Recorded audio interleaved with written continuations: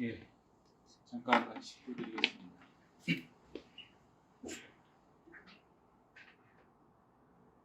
하나님 아버지 감사합니다. 오늘 이제 하나님의 말씀을 통해서 저희들이 과연 누구인지, 또 우리가 하나님 앞에 만났을 때에 우리가 그 하나님의 만남을 준비되어 있는지 살피는 시간입니다. 오직 성령님께서 함께 하여 주셔야만 여기 고개 숙인 모든 분들이 그 하나님의 비밀을 깨달을 수 있습니다. 하나님, 말하는 자의 지혜가 아니라 오직 성령님의 능력이 여기에 함께 머물 수 있도록 능력 베풀어 주시기를 간절히 부탁드리면서 언제나 우리를 사랑하시는 예수님의 이름으로 기도드렸습니다. 아멘. 예. 전도서라는 성경을 볼 건데요.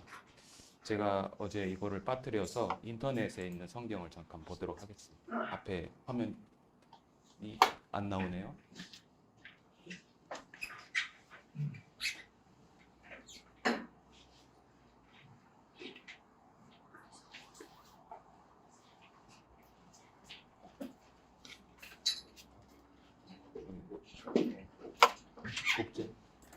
복제는 되고요.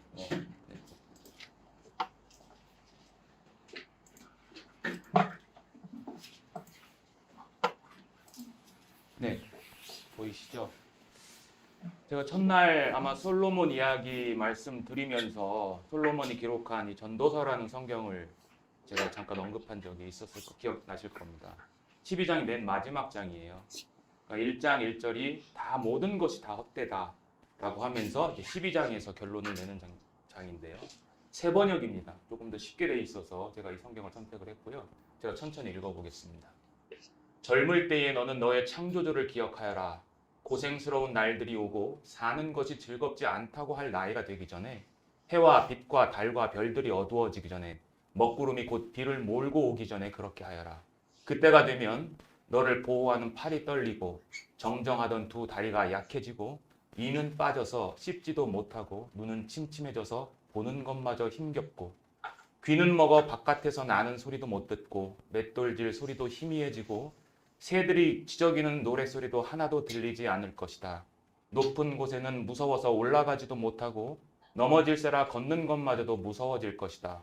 검은 머리가 팥뿌리가 되고 원기가 떨어져서 보약을 먹어도 효력이 없을 것이다.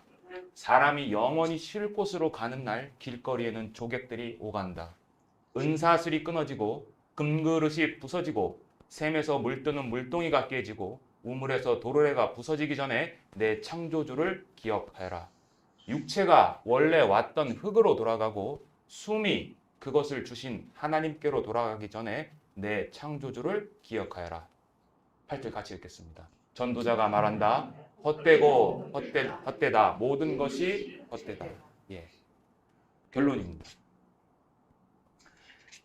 인생을 은유적으로 잘 묘사를 했습니다. 아마 여기에 있는 이 성경 말씀이 이제 조금 있으면 여기 계신 모든 분들에게 다 이 말씀이 적용이 되실 겁니다. 한 사람도 빠지지 않고요.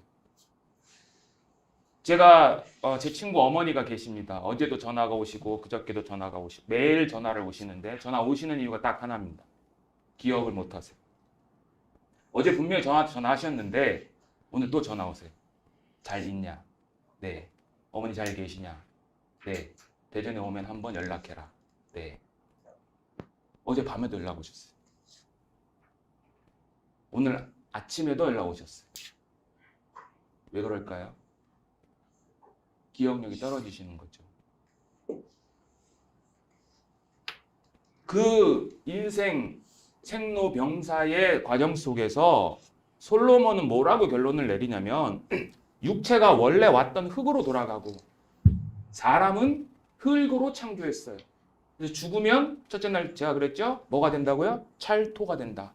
한 줌의 흙이 되는데 그 한 줌의 흙이 되기 전에 영혼이 그것을 주신 하나님께로 돌아가기 전에 창조주를 기억해야 된다라고 얘기를 하는 거죠. 자, 우리가 첫날 기원에 대해서 배웠어요. 제가 첫째 날 질문, 세 가지 질문 다 기억나시죠? 나는 누구인가?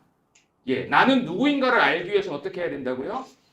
나의 정체성, 자아 정체성을 알기 위해서는 나로부터 시작되는 것도 있지만 어떠한 그것과의 관계 속에서 내 존재가, 내 정체성이 드러난다고 말씀을 드렸잖아요.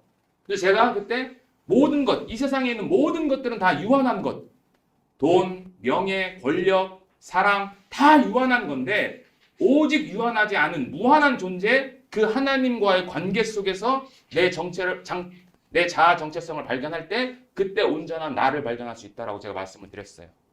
그리고 그러면 우리는 어디서 왔는가? 라고 말씀을 드리면서 진화와 창조에 대해서 말씀을 드렸어요. 둘 다 어떤 거였어요? 믿음의 문제였어요. 진화론도 아무것도 없는 곳에서 시간과 우연히 지남으로 말미암아 생명체가 형성이 됐어요. 창조도 하나님께서 무로부터 창조하셨어요. 눈에 보이지 않아요. 양쪽 다 무예요. 동일한 무. 그런데 우리가 배워보니까 어때요? 하나님은 지적인 설계자로 성경에 드러나시죠. 진화는 지적인 설계자가 없어요. 진화는 결국 뭐냐면 아무것도 없는 거예요. 상식적으로 한번 생각해 보시자고요. 논리적으로. 자, 나라는 존재가 논리적으로, 상식적으로 아무것도 없는 것, 진화를 믿는 것보다는 만약에 믿음을 선택한다고 한다면 그래도 설계자라는 우주를 창조하신 하나님이라는 설계자를 믿는 게 더 상식적으로도 현명하지 않는 거 아닌가요? 근데 사람들은 이거를 그냥 치부해 버리죠. 하나님이 어디 있어? 근데 하나님 계시죠. 우리가 어제 그저께 다 배워서 아시겠죠? 자, 유대인들이 사상을 장악해가지고 사람들에게 여러 가지 것들을 퍼뜨렸는데 그 중에 하나가 실존주의 철학자가 있습니다. 하이데거라는. 그 사람이 인간에 대해서 뭐라고 그랬냐면 인간은 청탁 없이 이 세상에 내던져진 존재다라고 그랬어요. 그러니까 청탁이라는 건 뭐냐면 선택받지 않고 그냥 부부가 만나서 우연히 사랑을 해서 남자와 여자의 정자와 난자가 만나서 태어난 그 존재. 그 존재는 내던져졌어. 내던져졌으니까 어떻게 돼요? 불안해요. 실존주의는 내 불안. 어떻게 해야 될지 모르는 거예요. 근데 그 불안 중에서도 가장 큰 불안이 뭐냐면 죽음에 대한 불안이에요.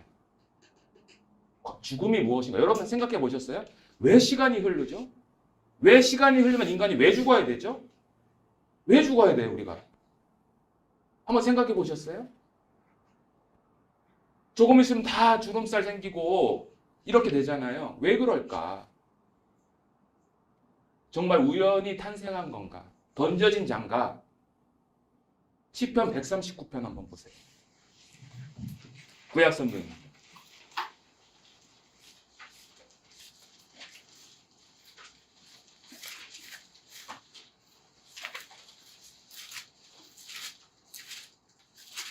구약 성경 902페이지입니다. 139편 13절 같이 한번 읽어보겠습니다. 찾으셨으면요. 902페이지입니다. 시편 139편 13절 시작. 주께서 내 장부를 지으시며 나의 모태에서 나를 조직하셨나이다. 어떤 게 더 낫겠습니까, 여러분들? 나를 만든 자가 그냥 우연과 시간이었으면 좋겠어요? 여기 성경에 있는 것처럼 주 여호와였으면 좋겠습니까? 예, 당연하죠. 얼마나 안전합니까? 그래서 첫 번째 제가 던진 질문, 나는 누구인가에 대한 답은 우리는 창조된 피조물이다 라는 거예요. 그러면 창조된 피조물은 어떠한 목적을 갖고 살아야 되고 어디로 가느냐? 이 문제를 찾아야 되죠. 제가 두 번째 질문이 왜 사는가였잖아요. 마지막 질문은 어디로 가는가? 자, 왜 사는가는 여러분들이 아직 잘 모르실 거예요. 그런데 오늘 방금 읽은 성경에 의하면 목적이 하나 생겼어요. 뭐예요? 창조주를 기억하라. 찾으라는 거죠. 자, 어디서 왔고 어디서 가는가? 어디서 왔어요, 우리가? 하나님으로부터. 그럼 어디로 가요? 하나님께로. 예, 하나님께로 가기 전에 기억하라고 하잖아요. 우리 분명히 한 사람도 빠지지 않고 다 하나님 앞에 분명히 설 겁니다. 예수님은 하나님으로부터 와서 하나님으로부터 간다고 하셨어요. 그는 자기가 어디서 와서 어디로 가는지 알고 자기가 왜 이 땅에 왔는지 정확하게 아신 분이세요. 나는 아버지의 일을 행하러 왔노라. 사도 바울도 로마서 1장 1절에 나는 예수 그리스도의 종으로 사도로 부르심을 받았다라고 그랬어요. 자기는 예수 그리스도의 종이에요. 목적이에요. 그게. 사는 목적. 나는 사도로 부르심을 받았다. 그래서 그 복음을 위해서 내 모든 것을 건다. 왜? 복음은 하나님의 능력이기 때문에. 사도 바울은 정말 위대했던 사람입니다. 그가 졸업했던 가말리엘이라는 학문은요, 성경에 나옵니다. 난 가말리엘의 제자라고 합니다. 그 사람이.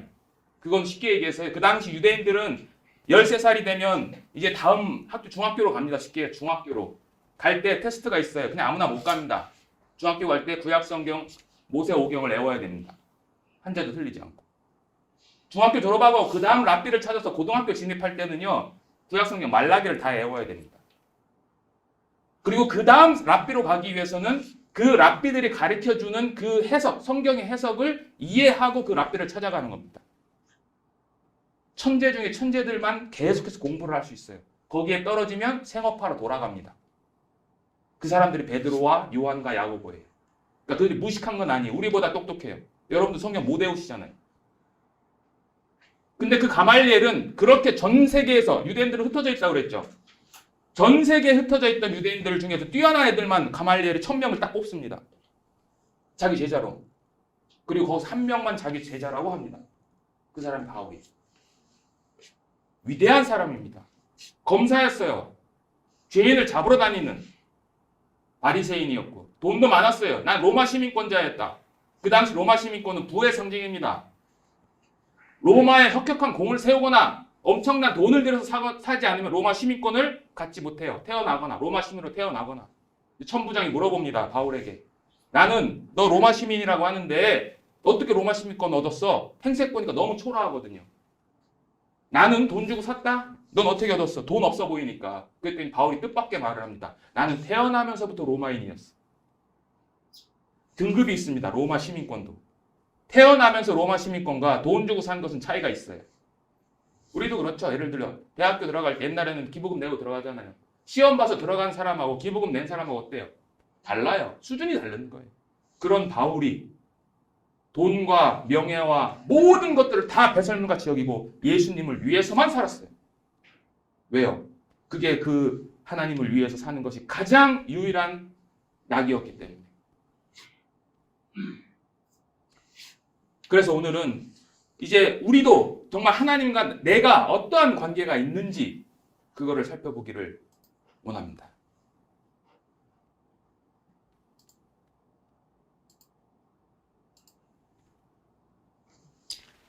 예, 나와 하나님의 관계죠. 나와 하나님의 관계. 나는 누구인가라는 거죠. 자, 인간은 어디서 왔느냐? 인간은 자, 성경을 제가 읽겠습니다. 하나님이 자기 형상, 곧 하나님의 형상대로 사람을 창조하시되 남자와 여자를 창조하셨다. 하나님의 형상대로 창조했다고 했어요. 인간의 기원이에요. 두 번째, 하나님이 창조했는데 뭘로 창조를 했냐면 흙으로 창조하셨다고 했어요. 그리고 그 코에 생기를 불어넣으시니 사람이 살아있는 영이 됐다고 했어요. 이게 인간이에요. 이렇게 만들었어요. 자, 인간은 하나님의 형상과 흙으로 만든 이 두 가지의 가치가 다 들어있습니다. 자, 하나님의 형상이라는 것은요, 첫 번째 존귀성이 있습니다. 하나님의 형상, 존귀해. 이 당시 고대 근동지방에서는요, 하나님의 형상이란 이 단어는 왕을 가리키는 단어였어요. 왕. 그런데 그 당시 중근동 지역에 있었던 이방 종교인들도 신이 인간을 만들었다고 해요. 근데 신이 등급의 차이가 있어요. 지위가 낮은 신, 지위가 높은 신. 지위가 높은 신은 그냥 뒤에서 그냥 호의호식. 지위가 낮은 신은 일을 해야 돼요. 그리고 그 지위가 낮은 신이 또 일을 시키는 게 누구냐면 그게 인간이에요. 그렇게 돼 있어요. 그러니까 힘든 노동을 위해서 만든 존재가 인간인데 하나님은 그게 아니라 자신의 왕으로서 대리 통치자로서 만드셨어요. 그래서 제가 옆에다 대리 통치자를 써놨어요. 데무트, 성경의 형상, 모양, 그것은 또 그 당시에 왕이 저기 멀리 있으면 내가 통치할 수 없잖아요. 힘들잖아요. 근데 왕이 없으면 사람들이 좀 정신이 희미해질까봐 형상을 하나 세워놔요. 자기 형상을. 예. 그걸 말씀하시는 거예요. 그래서 시편에 보면 저를 천사보다 조금 못하게 하시게 만들었다 라는 표현이 있어요. 그래서 인간은 존귀하고 대리 통치성이 있어요. 그리고 평등해요. 하나님이 사람을 창조하시되 남자만 창조하셨다고 안 했어요. 남자와 여자를 창조했다. 그러니까 사람이란 이 존재 안에는 남자와 여자가 동등합니다. 뭐가 차이가 나냐? 기능이 차이 나는 거예요. 신분의 차이는 없었습니다. 똑같습니다. 남녀 평등이. 마지막으로 제일 중요한 게 영적 교제 가능성이 있었습니다. 하나님이 자신의 영을 그 인간에게 불어넣었기 때문에 살아있는 영이 됐어요. 리빙 비잉이 됐어요. 리빙 소울이 아니라 살아있는 존재 그 자체가 됐어요. 그래서 영적 교제를 할 수 있어요.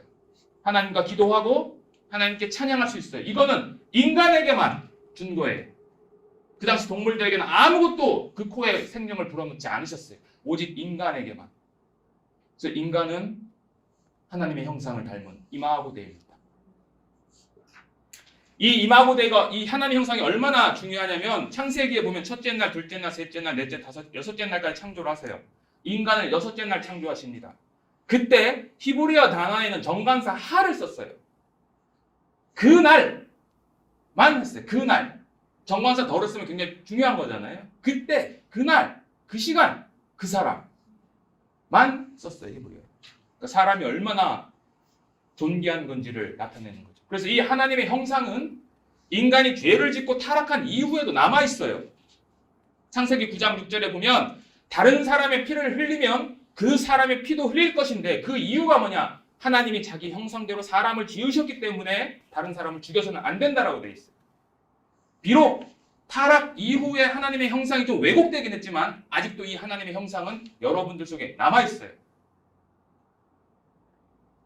저녁 때 가시다 보면 좀 안타까운 모습으로 저기 계신 분들도 다 하나님의 형상이 다 아직 남아있어요. 우리가 눈으로 볼 때는 안 보이죠. 이렇게 위대한 존귀한 존재입니다. 인간이. 그런데 두 번째, 흙으로 만들었어요. 제가 좀 히브리어를 써놨는데 아파르예요. 아파르. 이 아파르라는 뜻은요, 먼지, 티끌이에요. 흙을 조물짝조물짝해서 진흙 만들어서 만들었다는 게 아니라 흙으로 만들었다는 것은요, 이 아파르라는 단어는 창세기 18장 20절에 보면 아브라함이 하나님 앞에 내가 티끌 같은 나라도 주님께 간구하나이다, 고하나이다 이런 표현이 있어요. 이 아파르라는 단어는 그런 의미를 갖고 있어요. 먼지는 결국 뭐예요? nothing, 아무것도 없는 거. 그게 인간이라는 거예요. 그래서 흙으로 돌아가라는 거죠. 흙으로 돌아가. 그래서 인간은 이 흙으로 만들었다는 것은 아무것도 없기 때문에 누구를 전적으로 의지해야 되겠어요? 예, 하나님만 전적인 의존적인 존재로 만드신 거예요. 하나님만 바라봐야 되는 거예요. 근데 그게 구속 같고 억압 같지만 그게 자유입니다. 생명, 제가 좀 전에 말씀드렸던 네페시하야라고 합니다. 리빙 비, 살아있는 존재. 그래서 인간은 영혼이 있습니다. 그리고 흙으로 만든 육신이 있습니다. 영혼과 육, 이 두 개가 다 있습니다. 인간의 구조가 이렇게 되어 있어요. 자, 흙으로 만드셨고 생명을 만드셨어요. 넣으셨어요. 그래서 데살로니가 전서에도 보면 이렇게 되어 있습니다. 인간을 이야기하면서 너희의 온 영과 혼과 몸이 우리 주 예수 그리스도께서 강림하실 때에 흠없게 보존되기를 원한다. 헬라적인 3분법에 의해서 영과 혼과 몸인데요. 히브리적인 2분법에 의하면 영혼입니다. 이건 뭐 어떻게 보셔도 상관이 없어요. 어쨌든 나눠지는 거는 영혼과 몸이 확실하게 구분된다는 거예요. 우리는 이런 존재예요. 그래서 죽음이라는 것이 뭐냐? 왜 죽느냐? 죽음이라는 것은 영혼이 몸으로부터 분리되는 것. 그게 죽음이에요. 그래서 아까 전도서 12장 7절에 흙은 여전히 어디로 돌아가요? 땅으로 돌아가고 그 신은 영은 그것을 주신 하나님께로 돌아간다. 하나님께 주셨으니까 하나님께 돌아가는 겁니다. 욥기 19장 한번 보시겠습니다. 구약성경 욥기. 시편 다음에 욥기가 있습니다. 시편 앞에 19장 26절.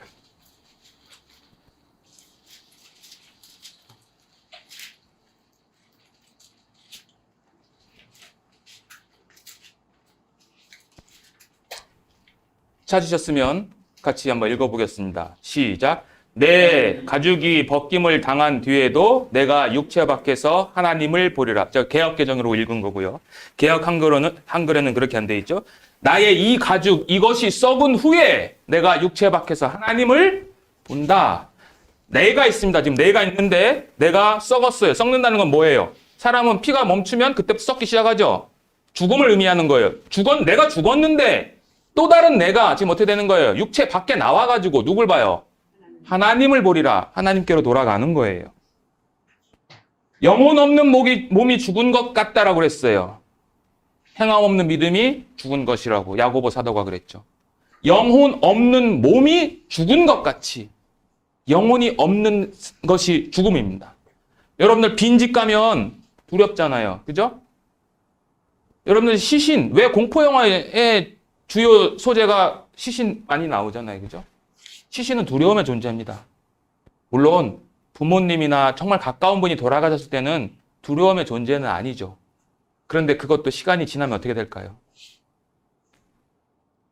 한 3일은, 5일은 어떻게 한번 같이 부모님 모시고 우리 다 장례 치르시잖아요.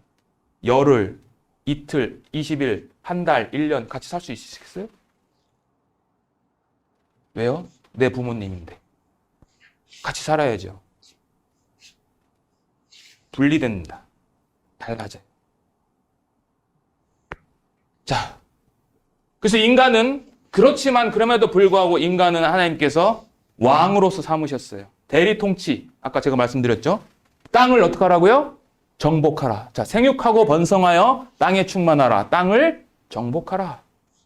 바다의 물고기와 하늘의 새와 땅에 움직이는 모든 생물을 다 다스려라.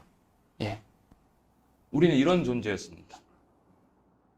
인간의 신분이 뭐냐? 첫 번째, 타락하기 전에는 왕, 대리 통치자였다는 거예요. 왕. 두 번째, 예배자예요. 다른 말로 제사장. 여기 보시면 창세기 2장 15절에 이렇게 되어 있습니다. 여호와 하나님이 그 사람을 이끌어, 그 사람 아담입니다. 그 사람을 이끌어 에덴 동산에 두사 그것을 다스리며 지키게 하시고. 여기서 다스리며 지키게 한다는 것이 무엇이냐면요, 에덴 동산을 지켜라 그런 말이 아닙니다. 여기서 다스린다라는 이 아바드라는 것은요, 경작하다, 다스리다는 의미를 저렇게 갖고 있긴 합니다. 그런데 그 뒤에 나오는 지키다라는 히브리어 샤마르는요, 그냥 뭘 지켜 그런 의미가 아니에요. 이 단어는 제사장들이 성소를 지킬 때, 다른 데가 아니라 성소, 제사장들이 성소를 지킬 때 사용된 단어고요. 이 아바드와 샤마르라는 단어가 결합돼서 나오는 모든 성경 구절에는 어떻게 쓰임을 받냐면 하나님을 섬기고 그분의 말씀을 지킨다라는 의미로 사용됩니다. 이게. 그러니까 아담은 에덴 동산이라고 하는 하나님이 임재하신 지성소, 지극히 거룩한 그 장소에서 하나님의 말씀을 지키고 하나님을 섬기는 제사장으로서의 역할을 하는 거예요. 그래서 올바른 번역을 하자면, 제가 감히 번역을 바꾸자고 한다면, 아담을 에덴 동산에 두사 그것을 아니라 말씀을 섬기며 말씀을 지키도록 하시고, 이렇게 번역해야 되는 거예요. 탈굼이라는 성경이 있습니다. 아라마 성경. 아라마 성경에는 그렇게 번역이 되어 있어요. 제가 말씀드린 것처럼 율법 안에서 수고하고 계명들을 지키도록 동산에 거하게 했다, 이렇게 되어 있어요. 이런 존재였습니다. 우리가 하나님 앞에. 근데 이 존재가 아담으로 인해서 바뀌어 버렸습니다. 창세기를 보겠습니다. 창세기 2장 16절. 자, 이건 인류의 기원에 대한 문제입니다. 왜 우리가 이렇게 살아야 되는 건가에 대한 진리가 이 성경에 담겨져 있습니다. 창세기 2장 16절. 개역 한글로 읽겠습니다. 창세기 2장 16절. 제가 읽겠습니다. 방금 읽으신 말씀입니다. 여호와 하나님이 그 사람에게 명하여 가라사대 동산 각종 나무의 실과는 내가 임의로 먹되 선악을 알게 하는 나무의 실과는 먹지 말라. 내가 먹는 날에는 정령 죽으리라. 자, 하나님께서 에덴 동산에 사람을 두셨는데 율법을 지었어요. 계명을. 계명이 뭐냐? 이 동산에 있는 거 모든 거를 다 먹을 수 있는데 선악을 알게 하는 나무의 열매는 먹지 말아라 라고 돼 있어요. 그리고 먹는 날에는 죽을 거다 라고 얘기를 했어요. 사람들이 이렇게 얘기합니다. 왜 선악과를 왜 만들었어? 선악과를 만든 이유가 뭔지 아세요? 인간에게 자유의지도 준 것뿐만 아니라 그 선악과를 보면 아담이 누구를 생각해야 되겠어요? 하나님. 왜? 하나님 먹지 말라 했으니까. 아까 제가 그랬죠. 인간은 하나님의 절대 의존적 존재로 창조됐다. 그것을 벗어나는 그 순간이 사실은 죄입니다. 하나님으로부터의 분리. 그게 죄예요. 그것을 위해서 결국 아담을 위해서 이 선악과를 만들어 준 거예요. 근데 아담이 이것을 따먹죠. 창세기 3장 1절 보겠습니다. 여호와 하나님의 지으신 들짐승 중에 뱀이 가장 간교하더라. 뱀이 여자에게 물어 가로되 하나님이 참으로 너희더러 동산 모든 나무의 실과를 먹지 말라 하시더냐. 여자가 뱀에게 말하되 동산 나무의 실과를 우리가 먹을 수 있으나 동산 중앙에 있는 나무의 실과는 하나님의 말씀에 너희는 먹지도 말고 만지지도 말라 너희가 죽을까 하노라 하셨느라. 뱀이 왔어요. 사단입니다. 와서 아담에게 말하는 것이 아니라 하와에게 여자에게 얘기합니다. 정말로 하나님이 이 모든 나무의 실과를 먹지 말라고 했냐라고 이렇게 교묘하게 물어보죠. 네. 우리 성경에는 간교하다고 되어 있는데 히브리어 뜻은 지혜롭다는 뜻이에요. 지혜롭게 물어보는 거예요. 여자가 거기 넘어갑니다. 여자가 뭐라고 그래요? 동산 중앙에 있는 나무의 실과 하나님의 말씀에 너희는 먹지도 말고 그 다음에 하나님이 언제 만지지 말라고 했어요? 하나님 만져도 된다. 괜찮아요. 안 먹기만 하면 돼. 하나님의 말씀에 자기의 생각을 집어넣었어요. 그리고 나서 한 번 더 변경시켰어요. 뭐라고 했냐면 하나님 죽는다 그랬는데 히브리어 성경에는 무트 타무트 죽고 또 죽는다 그랬어요. 강조한 거야 하나님. 너 먹으면 정말 죽는 거야. 근데 하와는 죽을까? 죽을까 말까? 잘 모르겠어. 이렇게 얘기를 합니다. 뱀이 그 틈을 딱 타고 듭니다. 4절. 뱀이 여자에게 이르되 너희가 어떻게 한다고요? 결코 죽지 않는다. 결코. 네버. 결코 죽지 않는다.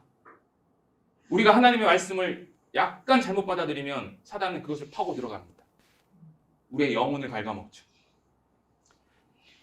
5절. 너희가 그것을 먹는 날에는 너희 눈이 밝아 하나님과 같이 되어 선악을 알 줄을 하나님이 아심이니라. 여자가 그 나무를 본즉 먹음직도 하고 보암직도 하고 지혜롭게 할 만큼 탐스럽기도 한 나무인지라. 여자가 그 실과를 따먹고 자기와 함께한 남편에게도 주매 그도 먹은지라.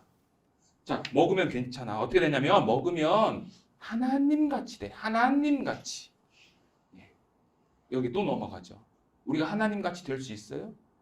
우린 피조된 존재예요. 우리가 나중에 변화돼서 주님 앞에 간다 그래도 우리가 하나님처럼 신이 될까요? 아니요. 우리는 그때도 유한한 존재예요.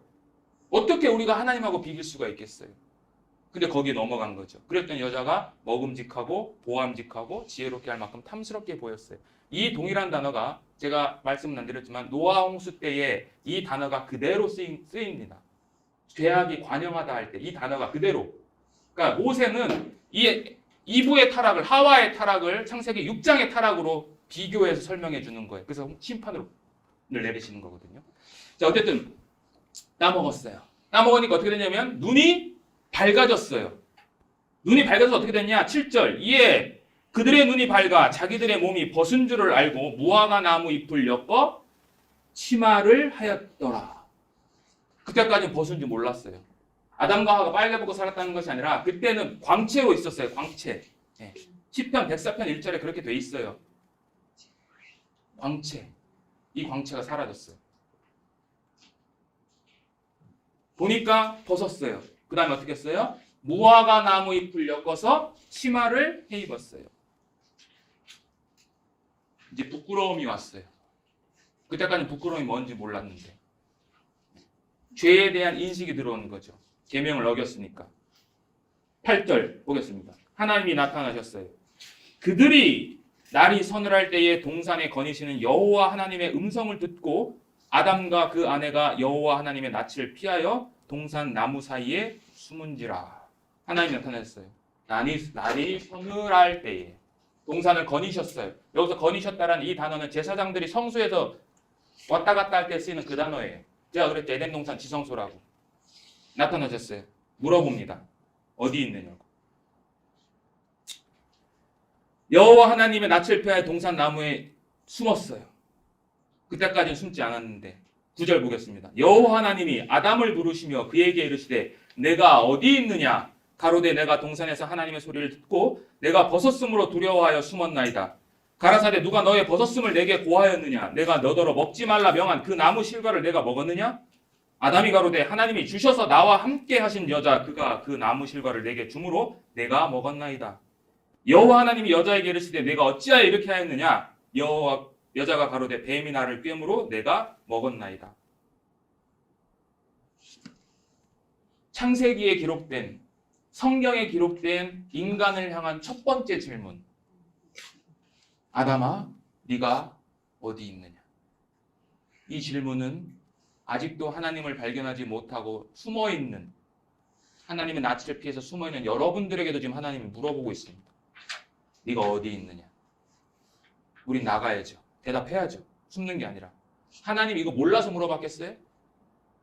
하나님 전지전능하시잖아요. 왜 물어봤을까? 이따 말씀드리겠습니다. 자, 그래서 왜 먹었어? 물어봅니다. 아담이 잘못했습니다. 회개하지 않고 핑계댔어요. 여자가 줘서 먹었어요. 그럼 누구 잘못이에요? 예, 여자 잘못? 아니죠. 여자를 누가 만들었는데? 여자를 하나님이 만들었잖아요. 아담이 만들고 싶어서 만들었나요? 아담 속된 좀 약간 좀 낮은 표현은 수면제 먹이고 잠들었을 때에 갈비뼈 드러냈잖아요. 그죠? 그 갈비뼈도 갈비뼈 아닙니다. 첼라라는 히브리어는 이 몸 한쪽을 다 드러낸 거예요. 근데 그 첼라라는 뜻이 휘어졌다는 의미를 갖고 있어서 헬라어 번역을 할 때 휘어진 데가 어디예요? 갈비뼈라고 한 거. 어쨌든 몸 한쪽 반쪽을 다 만들었는데 내 뼈 중에 뼈요 살 중에 살이라고 했던 그 아담이 이제는 핑계거리가 됐어요. 저 여자 때문인데요. 저 여자를 만든 하나님 당신 때문이에요. 하나님 여자에게 물어봅니다. 또 넌 왜 먹었어? 뱀이 꿰서요. 그 다음에 뱀한테는 안 물어봅니다. 바로 뱀한테는 저주를 내려버리죠. 14절. 여호와 하나님이 뱀에게 이르시되 내가 이렇게 하였으니 내가 모든 육축과 들의 모든 짐승보다 더욱 저주를 받아 배로 다니고 정신토록 흙을 먹을지니라. 내가 너로 여자와 원수가 되게 하고 너의 후손도 여자의 후손과 원수가 되게 하리니 여자의 후손은 내 머리를 상하게 할 것이요 너는 그의 발꿈치를 상하게 할 것이니라. 또 여자에게 이르기를 내가 내게 잉태하는 고통을 크게 더하리니 내가 수고하고 자식을 낳을 것이며 너는 남편을 사모하고 남편은 너를 다스릴 것이니라 하시고 아담에게 이르되 내가 내 아내의 말을 듣고 내가 너더러 먹지 말라 한 나무 실과를 먹었은즉 땅은 너로 인하여 저주를 받고 너는 종신토록 수고하여 그 소산을 먹으리라. 땅이 내게 가신덤불과 엉겅퀴를 낼 것이라. 너의 먹을 것은 밭의 채소인즉 내가 얼굴에 땀이 흘러야 식물을 먹고 필경은 흙으로 돌아가리니 그 속에서 내가 취함을 입었음이라. 너는 흙이니 흙으로 돌아갈 것이니라. 뱀에게는 모든 짐승보다 더 저주를 받는다. 그러니까 뱀만 저주를 받은 거예요? 모든 들짐승 다 저주받은 거예요. 왜 그랬을까요? 뱀이 잘못했는데. 아까 제가 그랬죠. 아담은 뭐였다고? 왕이었다고요. 왕이 잘못하면 그 밑에는 부하들 어떻게 되는 거예요? 같이 벌 받는 거죠. 자, 뱀은 근데 모든 짐승보다 더 저주를 받았어요. 여자에게는 잉태하는 고통을 더 했어요? 크게 더 했어요? 예, 크게. 잉태하는 고통이 없었던 게 아니라 있었는데 크게 더 했어요. 그리고 남편을 사모해야 된대 이제는. 남편을 사모하는데 남편이 어떻게 여자를 다스려야 된대요. 이거 말이 좀 이상하지 않아요? 사모한다면 사랑하는 거잖아요. 아내가 남편을 사랑하는데 왜 아내가 남편 사랑하는데 왜 남편이 아내를 다스려야 돼요? 여기서 사모한다는 이 단어는 디자이어, 욕망이에요. 남편을 이기려는 욕망이 생겼어요. 이때부터. 그러니까 처음에는 평등한 관계였는데 죄가 들어오자마자 이 관계가 깨어져 버린 거예요. 남자와 여자 사이에서도. 그리고 남자에게는 네가 이제는 종일토록 수고해야 된다. 땅이 가시와 엉겅퀴를 냈다. 저주의 상징이에요. 가시. 그래서 예수님이 십자가에 돌아가실 때 가시 면류관을 쓰신 거예요. 그 저주를 대신 받으신 거죠. 그리고 뭐래요? 흙을 가르라 그러죠. 흙을 가르라. 왜 흙을 가르라고 그랬을까요?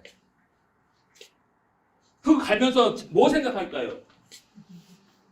여러분이 아담이라면. 맞습니다. 나는 여기서 왔다. 하나님을 떠난 존재는 절로 가는 거죠. 너는 흙이니 흙으로 돌아갈 것이니라. 저주 같지만 은혜입니다. 왜요? 그거를 보면서 이제 누구를 생각해야 되겠어요? 아, 이제 하나님 가야 되겠구나. 가야 되겠구나. 저주 같은데 은혜. 자, 그리고 나서 이제 22절에 보세요. 22절. 하나님 어떻게 하셨냐면 여호와 하나님이 가라사대 보라 이 사람이 선악을 아는 일에 우리 중 하나같이 되었으니 그가 그 손을 들어 생명나무 실과도 따먹고 영생할까 하노라 하시고 여호와 하나님이 에덴 동산에서 그 사람을 내어 보내어 그의 근본된 토지를 갈게 하시니라. 이같이 하나님이 그 사람을 쫓아내시고 에덴 동산 동편에 그룹들과 두루 도는 화영검을 두어 생명나무의 길을 지키게 하시니라. 쫓겨났어요. 하나님의 지성소로부터 쫓겨났어요. 그리고 거기는 다시 들어오지 못하도록 그룹. 성경에는 천사에 대한 묘사들이 있는데 그룹이 있어요. 예. 스랍 이런 것들도 있는데 사실은 그들이 어떤 존재인지는 명확하진 않아요. 어떤 위치에 있는지는. 그러나 그룹, 스랍 이런 것들이 있어요. 그 그룹들이 화염검, 불칼을 들고 있어서 다시는 생명나무 실과를 따먹지 못하도록 에덴 동산을 막아버리셨어요. 자, 제가 아까 말씀드린 그거예요. 선악과를 왜 만드셨느냐. 자유의지 주셨는데 제한된 자유라는 거예요. 대리 통치자로서 제한된 자유.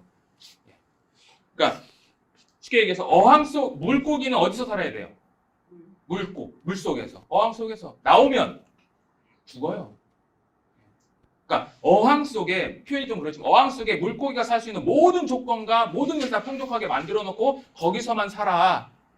그리고 이만큼 하나 만들어 놓고 그거 먹으면 안 돼.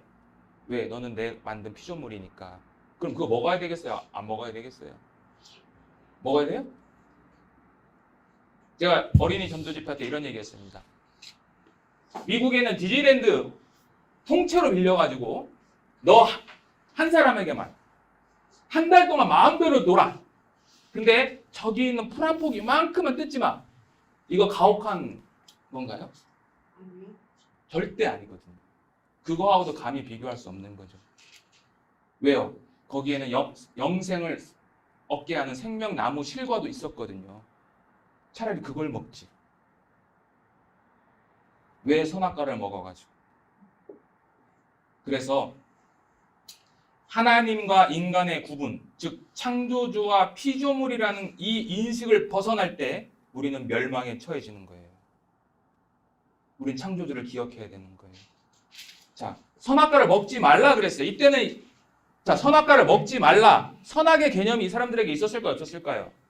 없었어요. 아직까지 선악의 개념. 왜? 선은 누가 선이냐면 하나님이 절대 선이에요. 그럼 이 명령은 뭐냐면 이거는 이성적으로 따져서 그거 먹지 말라 했으니까 먹어야지 이런 게 아니라 저거 먹으면 죄야 그게 아니라 하나님께서 인격적인 신뢰, 믿음, 순종을 바탕으로 한 명령이었어요. 내가 모든 거 다 줬잖아. 나만 믿어. 누구 가사처럼 나만 믿고. 그런데 나만 안 믿었어. 인간은 영생의 가능성을 지니고 있었어요. 만약에 죄를 짓지 않았으면 영생했을 겁니다. 그래서 학자들은 조건적인 불멸성을 갖고 있다고 합니다. 조건적인. 저걸 안 먹었으면 인간은 영원히 살 수 있어요. 그런데 먹으니까 어떻게 됐어요? 죽은 거예요. 그래서 바울은 이 죽음은 인간에게 자연적인 게 아니에요. 원래 없었어요. 우리들에게 죽음이라는 건 없었어요. 아담 때문에 죽음이 왔어요. 그래서 죽음은 자연적인 것이 아니라 이질적이고 적대적인 거예요. 사도 바울은 이 죽음을 뭐라고 표현했냐면 고린도전서 15장 26절에 원수라고 표현했어요. 죽음을 원수. 사망의 세력, 원수. 타락의 결과가 이렇게 됩니다. 파괴됐어요. 하나님과 인간의 관계가 파괴됐죠. 그죠? 제가 말씀드렸잖아요. 도망다니잖아요. 두 번째, 인간 스스로 자기 파괴가 일어났어요. 왜? 타락 전에는 아무것도 부족한 것을 못 느꼈어. 근데 타락하자마자 자기를 어떻게 느꼈어요? 부끄러운 존재, 벌거벗었으므로 부끄러운 존재로 인식했어요. 인간 스스로 자기를 파괴했어요. 세 번째, 인간과 인간 관계 파괴. 여자는 남편을 사모하고 남편은 아내를 다스리는 동등한 관계가 깨져버렸어요. 마지막으로 인간과 자연의 관계가 깨져버렸어요. 피조세계가 가시와 엉겅퀴를 냈어요. 흙을 갈아야 돼. 첫 번째 타락의 결과예요. 파괴. 이 파괴가 제가 첫째 날 말씀드렸던 엔트로피 법칙, 연력학 제2법칙. 점점 무질서도가 증가하는 거죠. 두 번째, 저주가 임했어요. 제가 설명드렸으니까 다 아시겠죠? 뱀에게는 이러한 저주. 예. 그래서 이 당시에 너는 흙을 먹으라고 그랬거든요. 흙을 먹어라. 이 흙을 먹으라는 것은 그 당시에 이 구약 개념에서 보면 흙을 먹는다는 것은요, 최고의 수치와 굴욕을 상징하는 거예요. 이가서 7장 17절에 그런 말씀이 있어요. 흙을 먹는다는 것은. 사람을 먹는다는 의미로 우리가 많이 배웠는데 그것보다는 성경적인 의미는 최고의 수치와 굴욕을 상징하는 거예요. 그래서 모든 짐승 중에 가장 저주를 받았어요. 가장 간교한 뱀이었어요. 가장 간교한. 그래서 가장 저주를 받았어요. 같은 히브리어 단어예요. 여자는 말씀드린 것처럼 지배력을 통한 사랑과 그것을 다스리는 남편과 속에서 동등 관계가 깨지고 저주가 일어났어요. 남자에게도 마찬가지예요. 피조물이 그를 향해서 더 이상 열매를 맺지 않아요. 땅을 갈아야 돼. 로마서 8장 22절에 피조물이 다 이제까지 함께 탄식한다고 그랬어요. 그래서 그 예수 그리스도가 오는 날을 기대한다. 하나님의 아들이 나타나는 그 날을 기다린다. 이 피조물들이 그렇게 되어 있습니다. 두 번째 저주입니다. 세 번째 타락의 결과입니다. 단절입니다. 에덴 동산을 막아버리셨어요. 하나님이. 단절됐어요. 그리고 그룹들과 화염검으로 막아놓으셨어요. 더 이상 들어갈 수가 없어요. 그래서 창세기 3장에서부터 요한계시록 20장까지는 칠낙원에 대한 이야기, 잃어버린 낙원에 대한 이야기, 그 낙원을 찾아가는 거예요. 네 번째입니다. 타락의 결과. 우리의 신분이 바뀌었습니다. 뭘로요? 죄인으로. 읽어보겠습니다. 그러므로 한 사람으로 말미암아 죄가 세상에 들어오고 죄로 말미암아 사망이 들어왔나니. 한 사람, 아담. 한 사람으로 말미암아 죄가 세상에 들어왔어요. 그리고 죄로 말미암아 뭐가 왔다고요? 사망. 우리가 왜 죽어요? 이제 아시겠죠? 죄 때문에. 죄 때문에 죽는 거예요.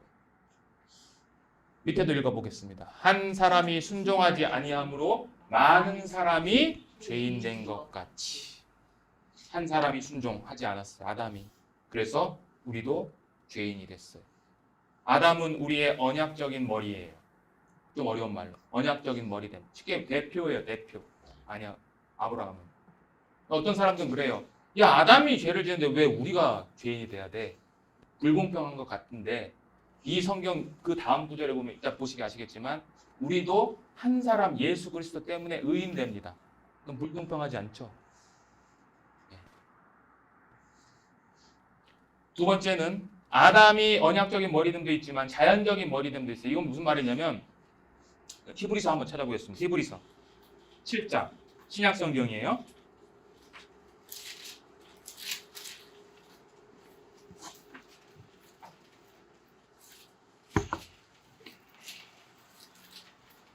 히브리서 7장 9절.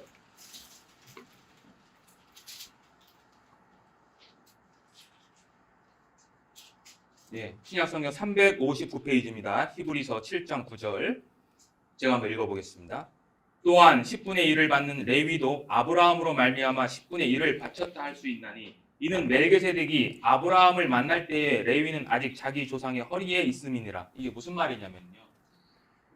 아브라함, 이스라엘의 유대인의 조상이었던 아브라함이 멜기세덱이라는 그 왕에게 이제 소돔과 고모라에서 승리를 하고 돌아오면서 자기가 그 전쟁에서 이긴 그 노획물 승리 기념물을 전리품을 10분의 1을 드렸어요.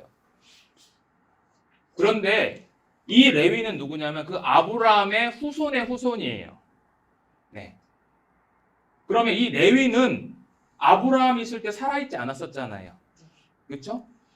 근데 여기서 뭐라고 그러냐면 아브라함이 그 11조를 바칠 때 레위도 같이 바친 건데 그게 왜 그러냐면 아브라함의 허리 안에, 여기 허리라는 표현은 생식이라는 의미도 갖고 있어요. 그러니까 그 몸 안에 레위도 같이 있었다라는 표현이에요. 이것을 자연적인 머리됨이라는 용어를 씁니다. 그러니까 이거를 아담에게 적용하면 아담이 죄를 지을 때에 우리는 그 당시 태어나진 않았지만 우리는 전부 다 아담의 허리 안에 들어 있었던 거죠. 그러니까 아담이 범죄할 때 우리도 같이 범죄한 거예요. 그래서 저렇게 되는 거예요. 한 사람이 순종하지 않아서 많은 사람이 죄인 된 거예요.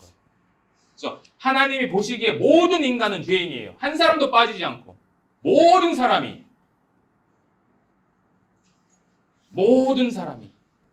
그래서 이거를 성경적인 용어로 원죄라고 합니다. 오리지널 신, 원죄가 있습니다. 그리고 원죄뿐만 아니라 죄에 대한 책임이 있죠. 죄의 삭은 뭐예요? 사망, 죽는 거예요. 죽고 심판받는 거예요. 원죄가 우리에게 왔으면 동시에 우리에게 죄에 대한 책임도 우리에게 전가됐어요. 우리 두 가지를 다 갖고 있는 거예요. 원죄와 죄책을 두 가지 다. 자, 그래서 어떻게 되느냐? 결과가 죽음과 심판이 임했어요. 한번 읽어보겠습니다. 죄의 삭은 사망이요 하나님의 은사는 그리스도 예수 우리 주 안에서 영생이다. 죄의 삭은 사망이다. 이거 원래 뜻은요. 죄에 대한 삭이 뭐예요? 월급. 죄를 지으면 월급을 줘요. 사망이라는 월급을 누가 줄까요? 마귀가 주죠. 그러나 그 최종적인 심판 하나님이 내리시는 거죠.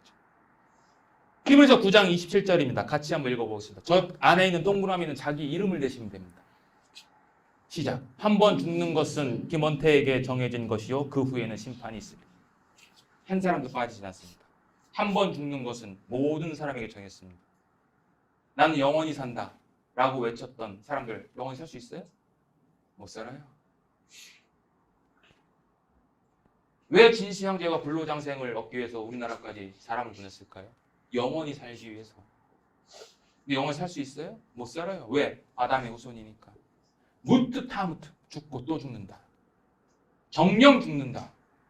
그래서 타락 이후에는 우리 인간에게 세 가지 죽음이 왔습니다. 세 가지 죽음. 첫 번째 죽음, 육신적인 죽음이 왔어요. 자, 아담에게 이랬습니다. 내가 먹는 날에는 정령 죽으랴. 먹는 날에는. 근데 아담이 죽었어요? 아담은 930세까지 살았습니다. 그러나 아담은 언젠간 죽었죠. 첫 번째 죽음은 육체적인 죽음, 언젠간 죽습니다. 두 번째 죽음은 뭐냐면 영혼의 죽음입니다. 영혼의 죽음이라는 것은 뭐냐면 하나님과의 분리, 관계가 분리됐다는 걸 의미하는 거예요. 에베소서 2장 한번 보세요.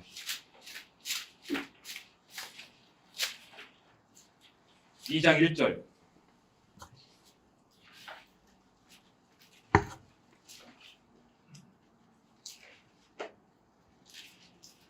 제가 읽어보겠습니다. 2장 1절만 읽어보겠습니다. 너희의 허물과 죄로 죽었던 너희를 살리셨도다.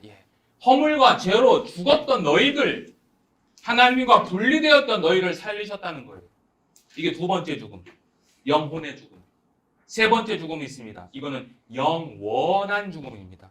이 영원한 죽음은 육신과 몸과 영혼이 함께 결합해서 영원히 하나님으로부터 분리되는 것, 그것이 영원한 죽음입니다. 그런데 정말 무서운 것은 그 영원한 죽음은 죽음이라는 단어와는 어울리지 않게 결코 사멸되지 않는 존재로 되는 겁니다. 사멸되지 않아요. 영원히 가는 겁니다. 심판이 내려졌어요.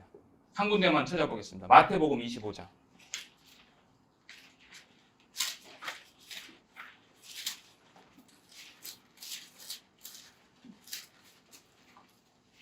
마태복음 25장 41절입니다.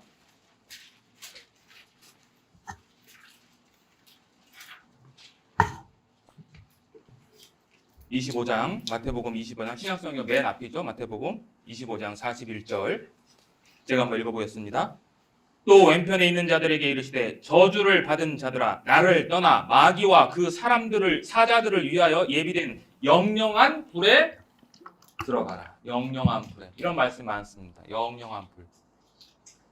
그러면 지옥이 과연 무엇일까? 어떤 사람은 지옥 하면 막 불구덩이에 막 사람들 신임하고 뭐 그것도 지옥 맞습니다. 근데 진짜 지옥이 뭔지 아세요? 데살로니가 후서 한번 보세요. 신약성경 그 뒤로 쭉 계속 넘겨가시면 데살로니가 전서가 있고 그 다음에 후서라는 성경이 있습니다. 신약성경 334페이지입니다. 데살로니가 후서 1장입니다.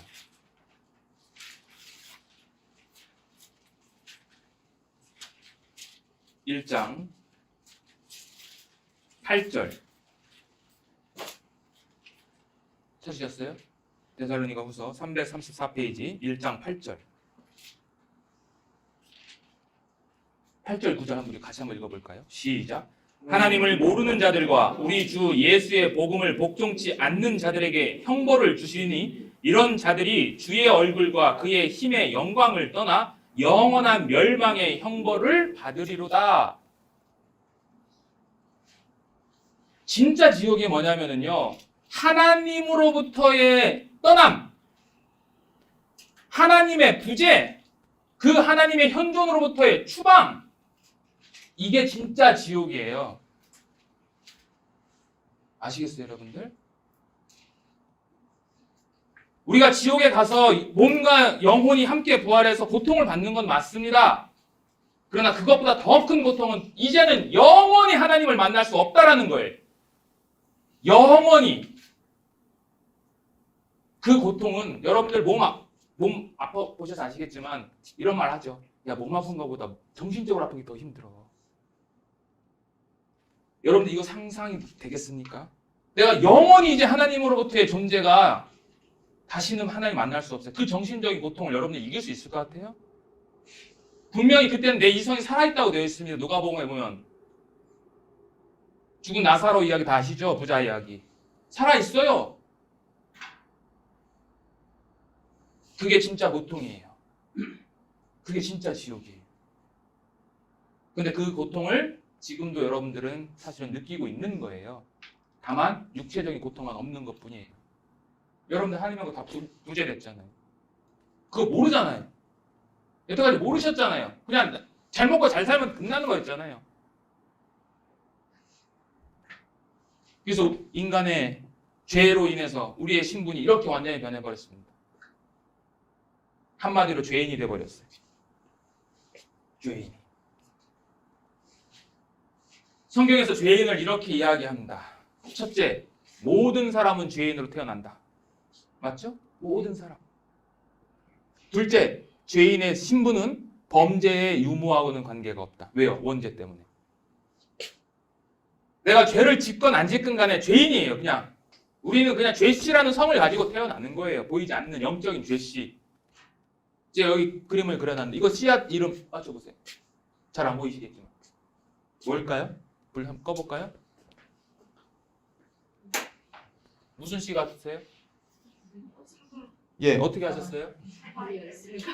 예, 간단하잖아요. 사과가 열렸어요.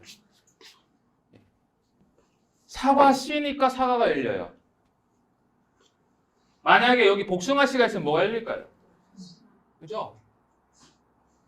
우리 인간은 씨가 뭐냐면 죄입니다. 죄. 그래서 죄가 열려요. 죄가. 자, 두 번째 문제. 다음 중 사과나무가 아닌 것. 몇 번일까요? 없어요. 예? 없어요. 예. 왜요? 왜 다 사과나무예요? 씨가 사과씨. 그렇죠. 씨가 사과니까. 맨 오른쪽은 사과가 아직 안 열렸어. 근데 사과나무죠. 갓 태어난 아이들 우리가 볼 때 죄 안 짓죠. 우리가 볼 땐 죄인 아니죠. 하나님이 볼 땐 죄인이에요. 아담의 후손이에요. 중학교, 고등학교 갈 때 죄 조금 돼요. 역시 죄인. 나이가 들면서 죄는 어떻게 돼요? 더 공교롭게도 많이 집니다. 나이가 들수록. 그런데 하나님 볼 때는 죄가 없거나 안 보이거나 인간들에게 죄가 조금 보이거나 죄가 많이 보이거나 하나님 볼 때는 다 죄인이다. 평등해요. 하나님 앞에 우리는 이런 점에서 다윗이 이렇게 고백을 합니다. 내가 죄악 중에 출생하였으며 어머니가 죄 중에서 나를 잉태했다. 제가 쉬운 성경으로 번역해놨어요. 같이 한번 읽어보겠습니다. 실로 나는 죄 중에 태어났고 어머니의 태 속에 있을 때부터 죄인이었습니다. 다윗이에요. 가장 경건했던 왕. 그 왕의 고백이 밑에 한번 또 읽어보겠습니다. 아기는 모태에서부터 멀어졌으며 나면서부터 곁길로 나아가 거짓을 말하는도다.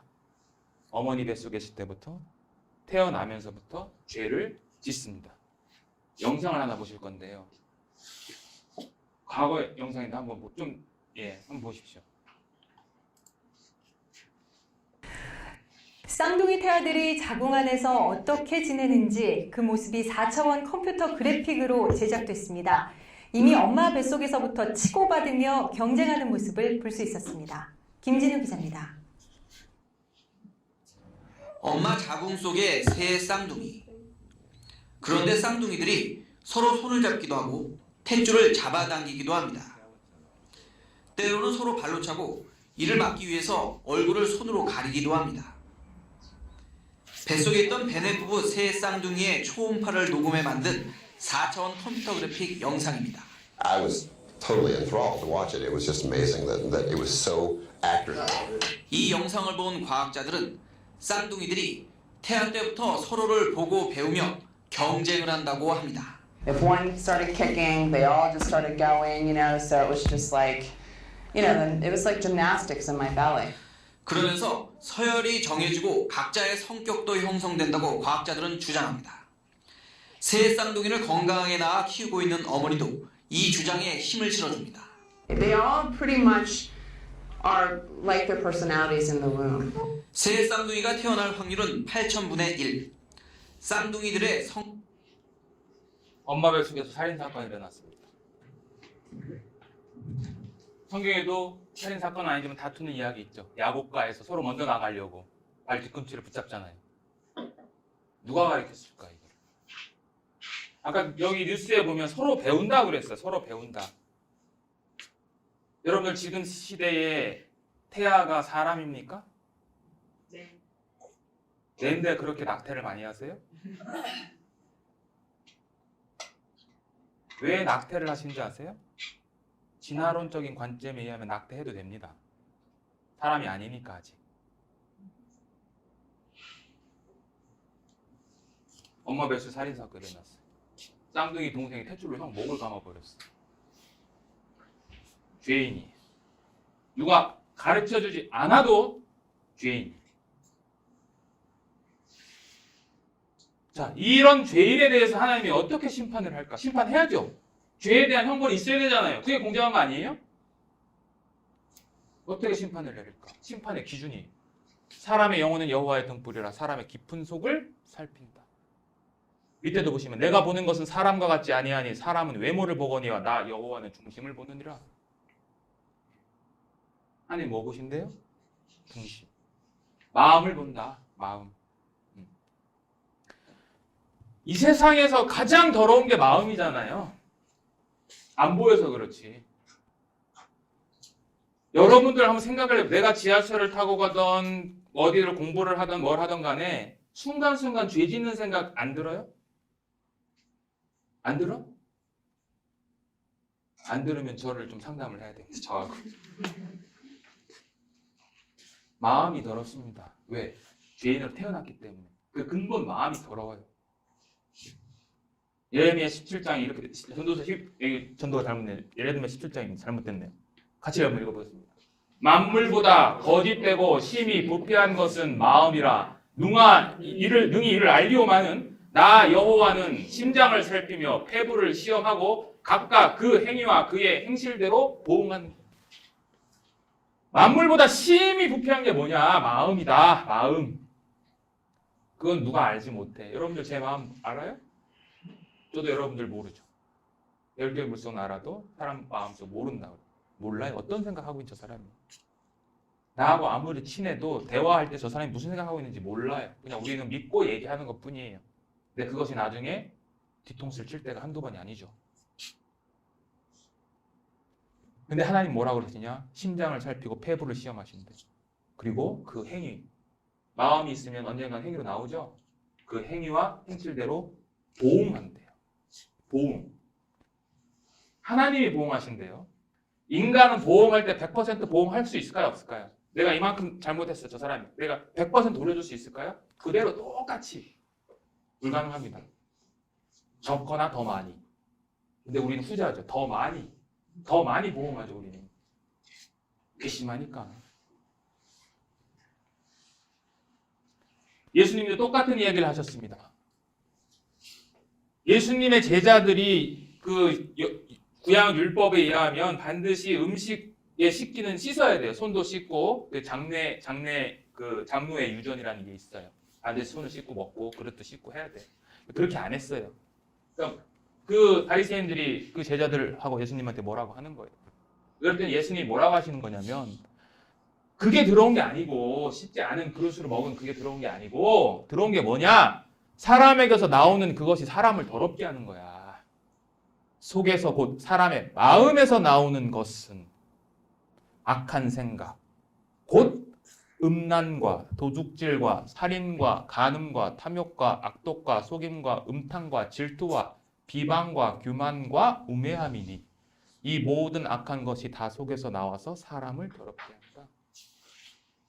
씻지 않고 먹은 그 음식이 사람을 더럽게 하는 게 아니고 사람에게서 나오는 그것이 사람을 더럽게 하는 건데 그게 뭐냐면 악한 생각이야. 근데 첫 번째 뭐래요? 음란과. 여기서 자유로우신 분. 이 음란이라는 단어에서 자유로우신 분이 있으세요? 생각으로, 마음으로. 한 번도 난 음란한 생각 해본 적이 없어. 나머지 것들도 마찬가지죠. 하나씩 찾아볼 겁니다. 그래서 하나님은 심판하실 때 어떻게 하느냐?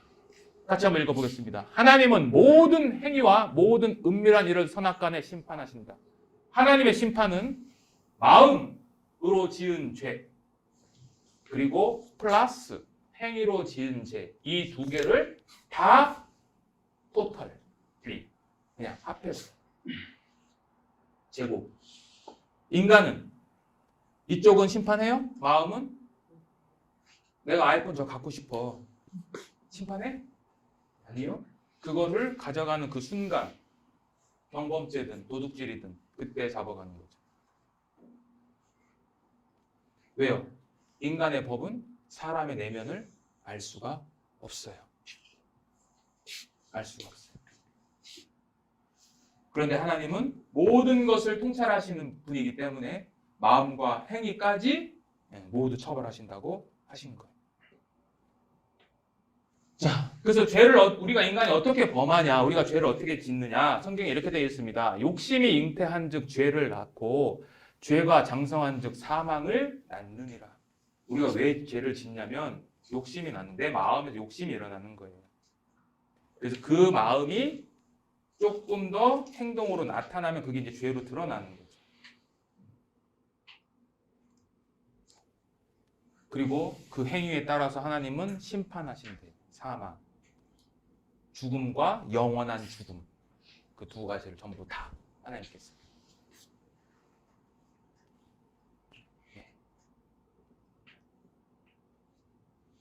하나님 모든 것을 다 보십니다. 지금 이 순간에 여러분들 무슨 생각하시는지 다 아세요. 저는 몰라요. 하나님은 아십니다. 무소부지하신 그 하나님. 어디에도 계실 수 있는 그 하나님. 여러분들을 만드신 분이에요. 인간 세계에서도 그런 말 하잖아요. 내 자식 내가 안다. 근데 내 자식 사실 모를 때 많죠. 네. 근데 하나님은 다 아세요. 첫날 그랬죠. 불교, 고진멸도. 인생은 고야. 왜요? 집착. 집착이 뭐예요? 욕심. 그 욕심을 어떻게 하라고? 없애라. 없어져요? 기독교와 모든 세상에 있는 고등 종교 차이점 바로 그거예요. 고등 종교는 인간이 스스로 알아서 해야 돼. 기독교는 하나님이 해줄 거야. 그걸 배워보시면 아세요. 엊그제 신문 보니까 힌두교의 어떤 그 성자가 그 힌두교 신에게 자기를 바치기 위해서 40몇 년 동안 오른손을 이렇게 들고 있었어요. 우리 하나님 만약 이렇게 하라고 그러면 얘 천국 가고 싶으면 양손을 한 20년씩 들고 있어. 여러분들 어떻게 하겠어요? 저는 못할 것 같아요.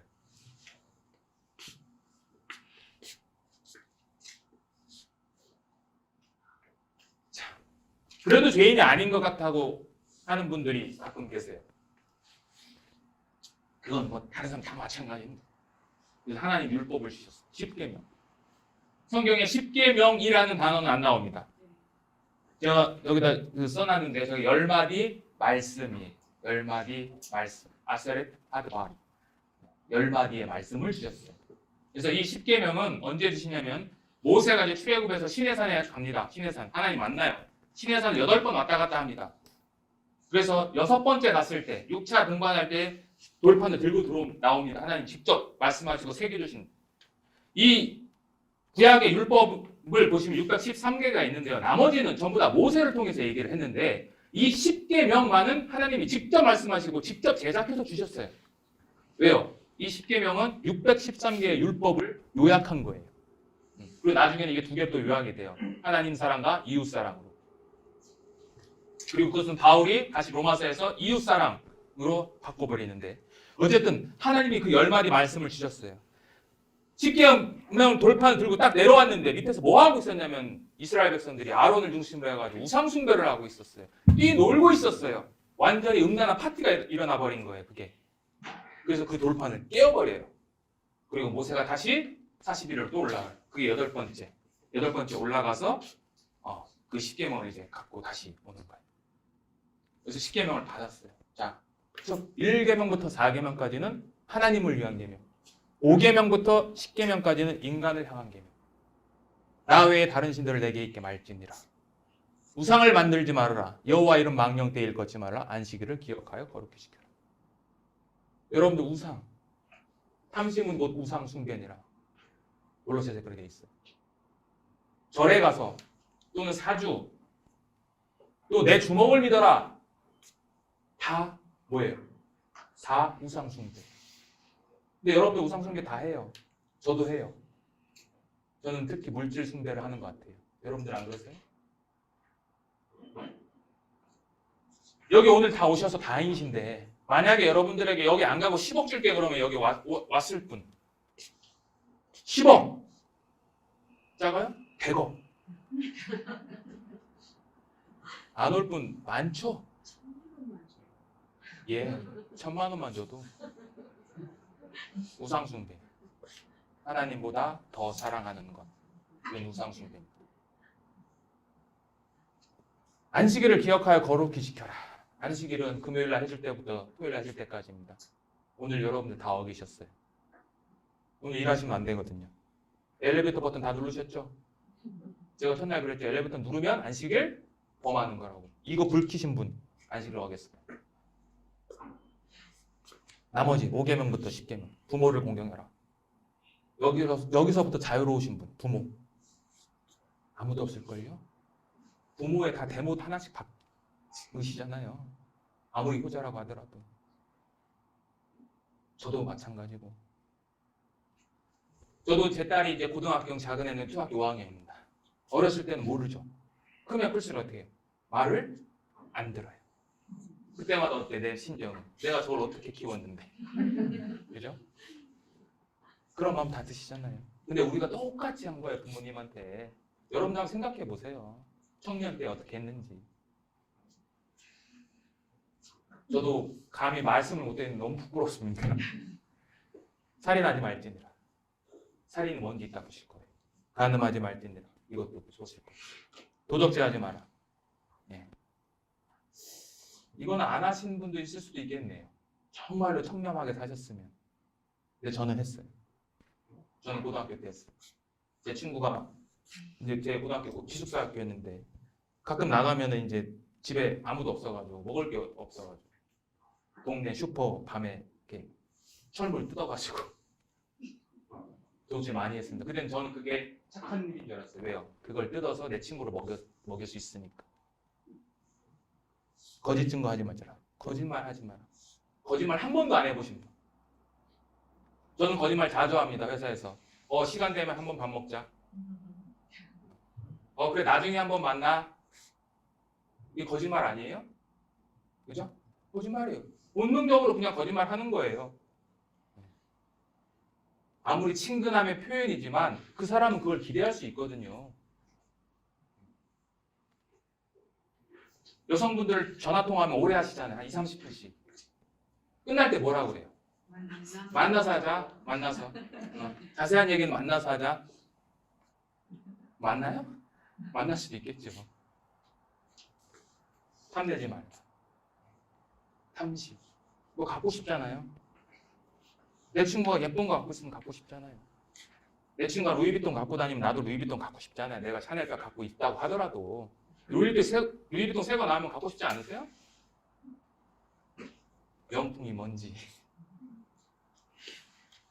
어제 보셨는데 명품도 유대인들이 많이 만들었습니다.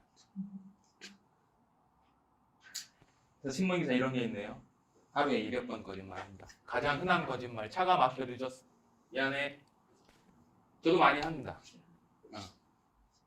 그래서 사람들은 하루에 약 200번, 약 8분에 한 번꼴로 이렇게 거짓말 한다네요. 이런 기사도 있습니다. 며느리 거짓말. 더 계시다 가세요. 고부 갈등 없는 곳은 정말 좀 과하게 표현하면 천국입니다. 예. 천국은 시어머니가 없는 곳이라고 하면 며느리들이 좋아한대요.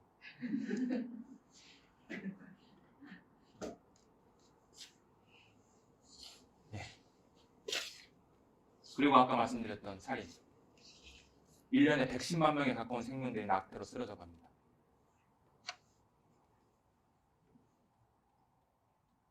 낙태는 살인이에요.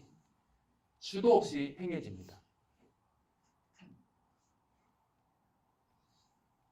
그 간호사가 낙태를 하면 제일 힘든 게 뭔지 아세요? 수술할 때가 힘든 게 아니고 수술을 끝나고 나서 그 몸 안에 있는 사체가 다 나왔는지를 쓰레기통 안에서 찾아내는 거예요. 잘린 목, 팔, 다리, 몸통 다. 그게 없으면 산모 몸 안에 있을 수도 있으니까. 그거를 1년에 110만 명.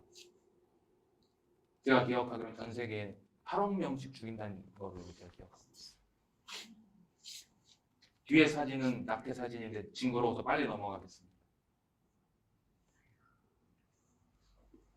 아까 살인에 대해서 얘기했어요. 예수님 이렇게 얘기했습니다. 예수님 옛사람에게 말한 바 살인하지 말라. 예수님은 하나님이시기 때문에 권위로 말씀하시는 거예요. 옛사람 모세에게 말했을 때는 살인하지 말라 하였다는 것을 너희가 들었어. 누구든지 살인하면 심판을 받게 되리라 하였다는 것을 너희가 들었는데 나는 너희에게 이르노니 어떤 게 살인이냐면 형제에게 분노하는 자마다 심판을 받게 되고 형제를 대하여 라가라 하는 자는 공회에 잡혀가게 되고 라가는 히브리어로 욕설입니다. 미련한 놈이라 하는 자는 지옥불에 들어가게 되리라. 이게 살인입니다. 살인 안 하신 분 없으실 거예요. 화를 막 잘 내는 사람 너무 많아요. 직장에 보면 그냥 뭔 미팅만 하면 화부터 내. 이 사람은 분노 게이지가 막 끝까지 올라가요. 저도 처음엔 참죠. 시간이 지나면 저도 참아야 되는데 확 터집니다. 처음에는 그 문제에 대해서, 나중에는 그 사람에 대해서. 살인 다 하셨죠. 속으로 대답하시면 됩니다. 간음하지 말라 하였다는 것을 너희가 들었으나 나는 너희에게 이르노니 음욕을 품고 여자를 보는 자마다 마음에 이미 간음했다! 라고 얘기해요. 남자뿐만이겠어요?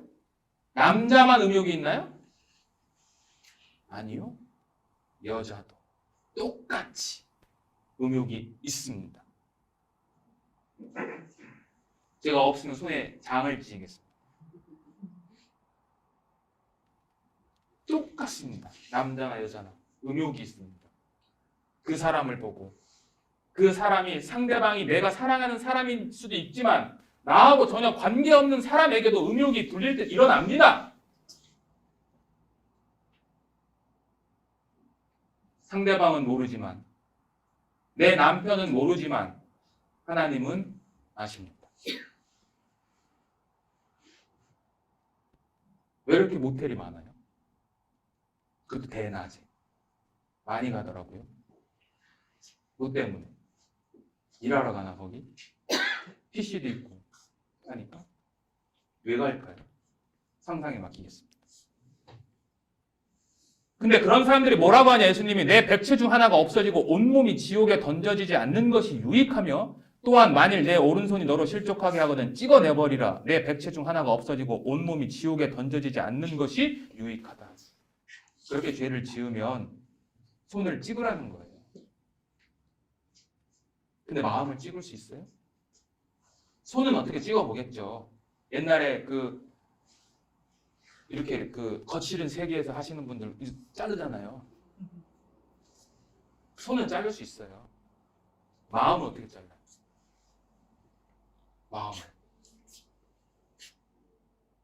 이거 진짜 자르라는 걸까요? 아니죠. 그 고통, 하나님으로부터의 영원한 부재, 몸과 영혼이 영원한 불구동에서 겪는 그 고통이 훨씬 더 크다는 거죠. 존 씨 라일이라는 하는 영국 선교도학자가 이렇게 했습니다. 모든 사람이 지옥을 경험하기 전까지 한 사람도 예수 그리스도께 나오지 않는다. 여러분도 지옥을 경험하셔야 됩니다. 하나님의 두려움을 여러분 느끼셔야 돼요. 하나님이 만만해 보이시나요? 하나님이 그냥 옆집에 그냥 수염 기르신 할아버지예요? 잘못했다 그러면은 그래 천만에요. 하나님은 공의의 하나님입니다. 100% 완전한 거룩성을 갖고 계세요. 그분 앞에 털끝만한 죄라도 그분은 용서하지 않을 뿐더러 그를 진노하신다고 했어요. 성경에는 진노하는 하나님. 인간도 나에 대해서 죄를 짓는 사람한테 진노하죠. 이성을 잃을 정도로 불완전한 인간도 완전하신 하나님이 분노하시면 어떻게 되시겠어요? 완벽한 하나님께서 여러분들을 향해서 진노를 행하시면 여러분들 그걸 한번 생각해 보십시오. 그걸 어떻게 감당하시겠어요?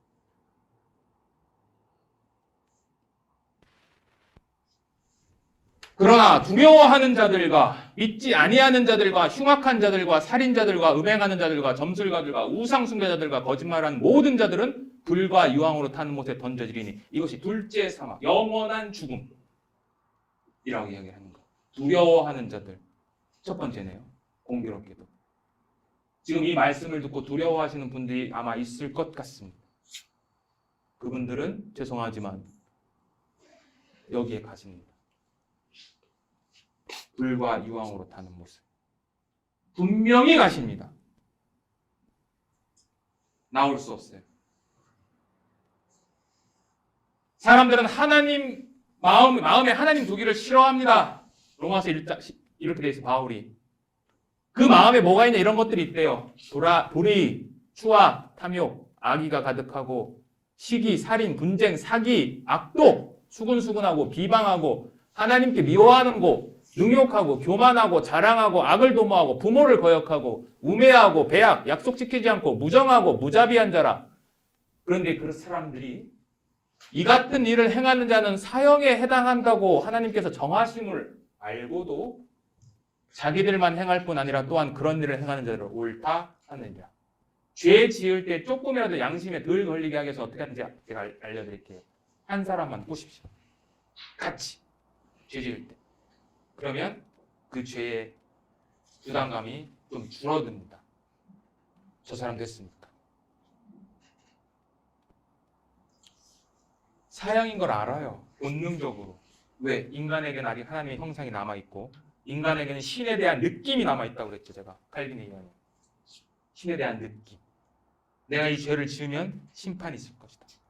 저도 그 당시 고등학교 때 그걸 훔칠 때 두려움이 있었을까 없었을까요? 있어요. 있는데 그게 무뎌져요.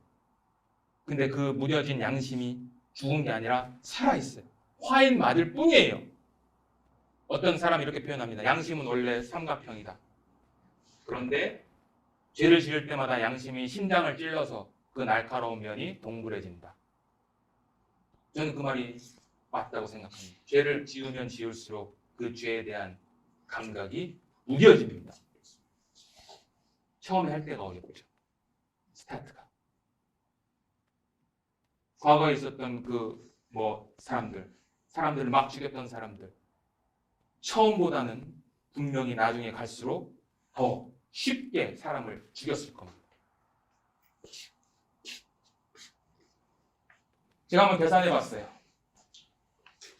자, 하루에 한 번 지을 때, 나이를 쭉 했어요. 한 번 지을 때부터 10번 지을 때까지. 그랬더니 80살이 되면 하루에 10번씩만 죄를 지으면 이렇게 많이 짓네요. 여기는 80 되신 분이 없을 테니까 60 되신 분 계실 것 같고요. 하루에 10번만 했어도 21만 9천 번. 하루에 한 번만 거짓말했어도 2만 1,900번. 저는 여기 있겠네요. 다른 분들은 저 위에 있을 거고. 근데 여러분들 하루에 한 번만 지었을 것 같아요? 여러분 기억이 안 나서 그렇지. 그죠? 기억 안 나시죠? 근데 더 큰 죄가 있습니다. 뭐래요? 사람이 선을 행할 줄 알고도 행하지 아니하면 뭐라고요? 죄니라. 저는 어제도 죄 지었어요. 어제 집에 갔는데 노숙자가 있었어요. 선을 행해야 되잖아요. 먹을 걸 줘야 되잖아요. 롯데마트에서 제 아들 준다고 닭고기 한 마리 샀습니다. 저는 그 사람을 지나쳐 갔어요. 죄예요. 여러분들 그런 죄 안 지으세요? 지금은 지하철에 아무도 거의 없지만 옛날에는 이렇게 하시는 분들 계셨죠. 선을 행해야 되잖아요. 그때 다 어떻게 해요? 자, 그냥 눈 감고. 노인 공경하셔야 되잖아요. 왜 안 일어나세요? 나 힘드니까? 그럼 떳떳하게 눈 뜨고 있든지. 근데 왜 눈을 감아? 어떤 사람은 뭐 대놓고 뭐라고 하는 사람들 있긴 하지만 선을 행할 줄 알고도 행하지 않으면 죄니라. 그러니까 여러분들 죄를 얼마나 많이 지었겠어요. 이렇게 이야기합니다. 바울이. 그러면 어떠하냐? 우리는 나으냐? 결코 아니다. 여러분들이나 나나 비슷합니다. 똑같습니다. 기록된 바 의인은 없나니 몇 명 있다고? 하나도 없으며 깨달은 자도 없고 하나님을 찾는 자도 없고 다 치우쳐 함께 무익하게 되고 선을 행하는 자는 없나니 하나도 없도다. 하나도 없도다. 하나도. 그래서 이렇게 얘기합니다. 모든 사람이 죄를 범했다고. 모든 사람이 죄를 범했다. 그래서 하나님의 영광에 이르지 못했다. 하나님은 자신의 영광을 위해서 우리를 창조하셨는데 죄 때문에 그 영광에 이르지 못하게 되었습니다. 자, 그럼 율법을 어떻게 지켜야 되냐? 율법을 준수 어떻게 지켜야 되냐? 이렇게 돼 있어요. 율법을 지키려면 교회 다니시는 분들 이렇게 지켜야 됩니다. 율법 행위에 속한 자들은 저주 아래 있대요. 일단 명제가 이거예요. 저주 아래 있대요. 율법 지키려는데 저주 아래 있대요. 왜냐하면 기록된 바 누구든지 율법 책에 기록된 대로 온갖 일을 항상 행하지 아니하는 자는 저주 아래 있는 자라 했기 때문이다. 조건이 있어요. 내가 선을 행해서 뭔가 공로를 통해서 하나님을 만나고자 하는 분들은 이렇게 하셔야 돼요. 율법에 기록된 대로, 성경에 기록된 대로 온갖 일, 모든 일을 always 24시간 내내 마음으로도 죄를 지어서도 안 되고 당연히 행동으로서도 죄를 지어서는 안 돼요. 그렇지 않으면 다 지옥이에요. 그림이 하나 있습니다. 이 사람 매달려요. 지옥이에요. 이게 10계명 율법 계명이라고 생각해 보세요. 이 사람 잘 올라가다가 여기 끝에서 끊겨지 이 사람 어디 갑니까? 죽죠. 지옥 갑니다. 하나도 못 지켰어. 그대로 어디 가요? 지옥 갑니다. 성경에 이렇게 돼 있죠. 누구든지 온 율법을 지키다가 그 하나에 거치면 못 지키면 모두 범한 자가 되나니 간음하지 말라 하시니가 또한 살인하지 말라 하였은즉 내가 비록 간음하지 아니하여도 살인하면 율법을 범한 자가 된다. 내가 다 지켰는데 그 하나 못 지키면 어떻게 된다고요? 다 못 지킨 것. 이게 하나님의 기준이 인간의 기준 말고 하나님의 기준. 따지려면 하나님한테 하세요. 하나님 앞에서. 하나님한테 무슨 대답을 드릴지는 저는 모르겠습니다. 그래서 이렇게 경고합니다. 성경은. 율법을 지켜서 영생을 얻으려고 하는 자들에 대한 경고. 첫 번째, 율법의 행위로는 의롭게 될 수가 없어요. 이렇게 얘기합니다. 사람이 의롭게 되는 것은 율법의 행위로 말미암음이 아니요. 율법의 행위로서는 의롭다함을 얻을 육체가 없다. 없어요. 한 사람도 없어요. 내가 아무리 11조 잘 내고 주일 성수 잘하고 10계명 완벽하게 지켜도 그 사람은 천국 못 갑니다. 나머지 하나를 못 지켰기 때문에. 11조 내지 말라는 게 아닙니다. 내셔야죠. 하나님이 주신 거니까. 내 부. 근데 그것 때문에 천국 간다고는 생각하지 마십시오. 거기 목사님은 좋아하실 수는 있어도 그러나 그런 목사님들 많지는 않을 겁니다. 왜? 진정한 목사라면 어떻게 하겠어요? 그 돈을 바라겠어요, 목사가? 율법에 속한 사람은 근데 더 중요한 게 그리스도가 끊어졌대. 나 지금 예수 믿고 천국 가려고 하는데 율법을 지키려고 하는 자는 그리스도에게서 끊어지고 은혜에서 떨어진 자예요. 은혜 받기 위해서 교회 갔는데 은혜에서 떨어진대요. 정말 아이러니하지 않습니까, 이거?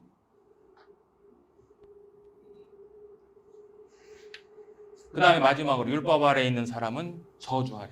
저주. 누구의 저주? 하나님의 저주 아래 있다. 자, 사람은 하나님의 기준에 맞는 율법을 지킬 수가 있는가? 있어요, 없어요?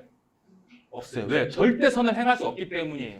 이 그림인데요. 자, 이 사람이 노력해서 흰색 피부 가질 수 있어요, 없어요? 없어요. 예, 마이클 잭슨 한번 하려고 했죠. 근데 안 돼요. 못 바꿔요. 저 표범이 자기가 노력해서 반점 없앨 수 있어요? 없어요. 그런 것처럼 너희들도 못 한다는 거예요.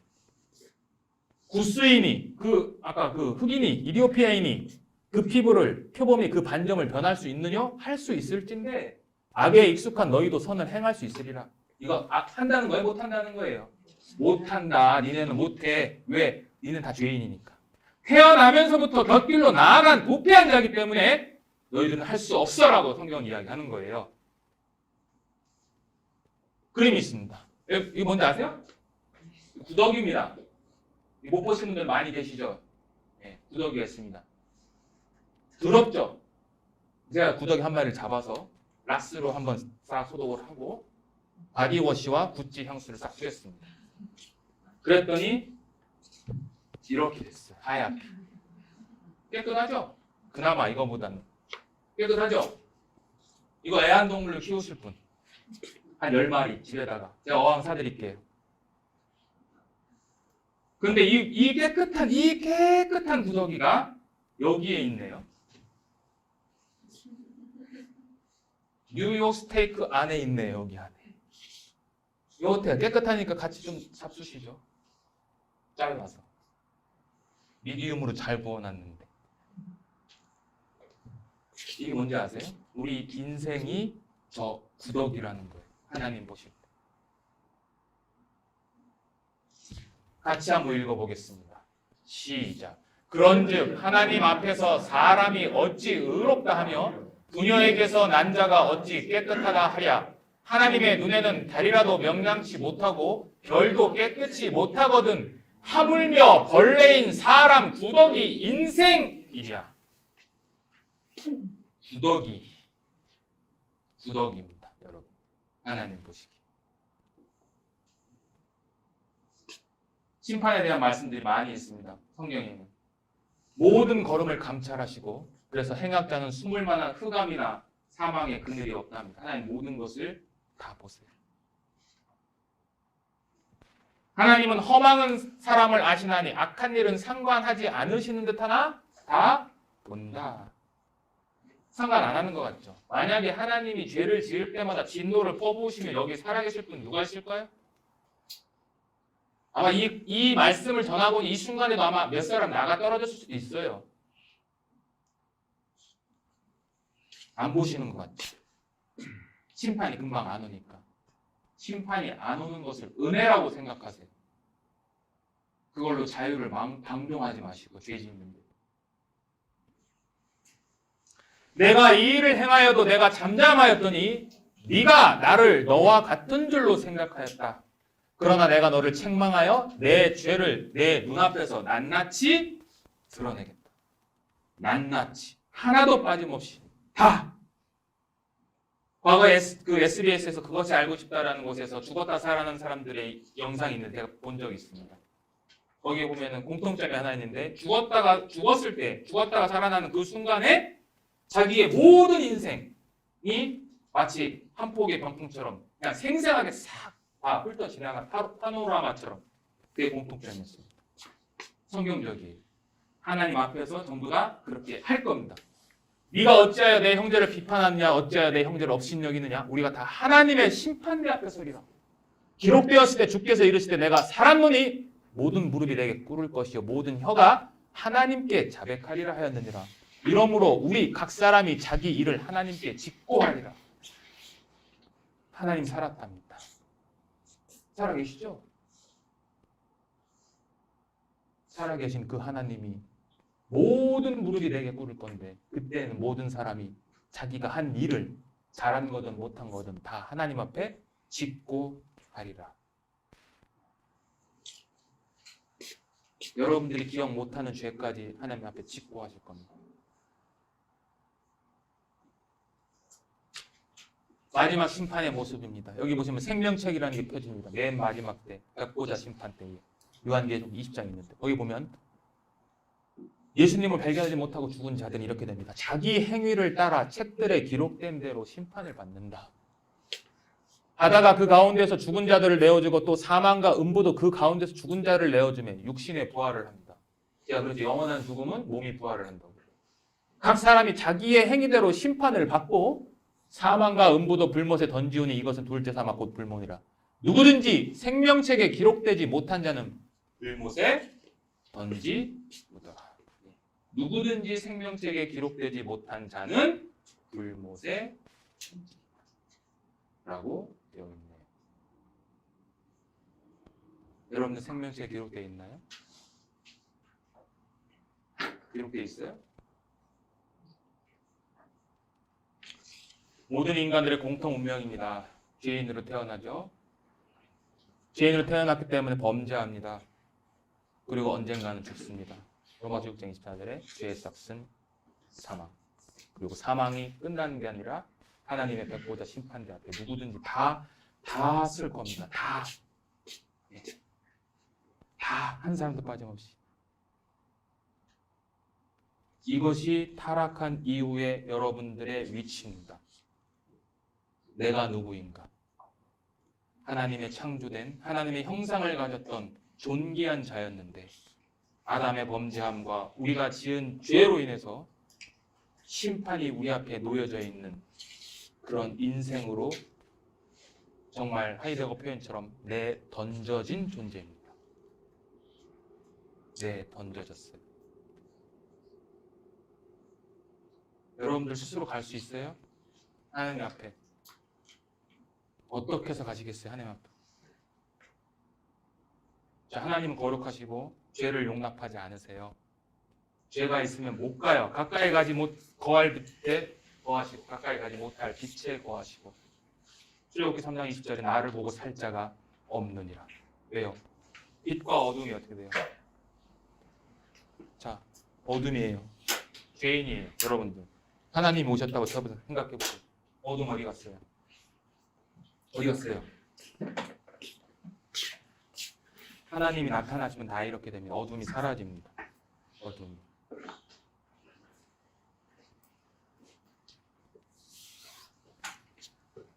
여러분들 할 건 하나밖에 없습니다. 하나님의 주권에게만 의지할 수밖에 없어요. 예수님이 오셔서 첫 번째 하신 말씀입니다. 하나님은 아담아 내가 어디 있느냐? 첫 번째 질문. 예수님은 공생하실 때 첫 번째 하신 말씀, 때가 찼고 하나님의 나라가 가까이 왔으니 회개하고 복음을 믿어라. 때가 찼습니다. 여러분들 때가 찼어요. 그 때가 지금입니다. 오라 지금은 구원 얻을 만한 날이로다. 이 시간을 미시면 이 심판의 시간도 여러분들에겐 더 가까이 오게 됩니다. 어떤 것이 더 중요한가? 여호와는 마음이 상한 자에게 가까이 하시고 중심에 통회하는 자를 구원하신다라고 했습니다. 여러분들이 할 것은 이거밖에 없어요. 지금 이 마음도 안 드시는 분들이 있다면 그분은 다시 말씀을 들으셔야 됩니다. 근데 이 말씀이 있다라고 해서 하나님이 구원해 주시지는 않습니다. 왜요? 여러분들은 멸망망에 당할 마땅한 뭐예요? 죄인일 뿐만 아니라 죄를 지었고 죄를 지음으로 말미암아 하나님의 원수예요. 왜 원수를 사랑해야 됩니까? 하나님이 공의가 있는데. 아, 사랑의 하나님인데요? 맞습니다. 사랑의 하나님 맞어요. 그러나 공의의 하나님도 있습니다. 그 공의의 하나님을 여러분 어떻게 대하실 거예요? 여러분들이 회개해야 됩니다. 철저하게. 하나님의 주권에 의지할 수밖에 없어요. 나를 구원해달라고. 구원해 주시지 않으면 어때요? 뗐을 거예요? 애들은 뗐으면 뭐 사주죠, 장난감. 하나님은 아닙니다. 거룩한 기준이 있으세요. 뭐 마시겠습니다. 장폴 사르트르입니다. 유대인이라는 얘기도 있고 아니라는 얘기도 있습니다. 애인이었던 안나 하렌트는 유대인 맞습니다. 이 사람이 죽었을 때에 마지막 했던 말입니다. 뭐라고요? 내게는 돌아갈 고향이 없다. 내게는 돌아갈 고향이 없다. 하나님으로부터 왔는데 돌아갈 고향이 없네. 여러분들은 지금 돌아가시면, 죽으시면 돌아갈 고향이 있습니까? 있다고 하더라도 그곳에서 서 계실 하나님을 만날 준비가 되어 있습니까? 잘 생각하시고 여러분들의 영혼을 하나님 앞에 의탁하는 간절한 기도를 드리는 시간이 쉬는 시간 동안 짧게라도 있었으면 주님의 이름으로 그렇게 축원드립니다. 마치겠습니다.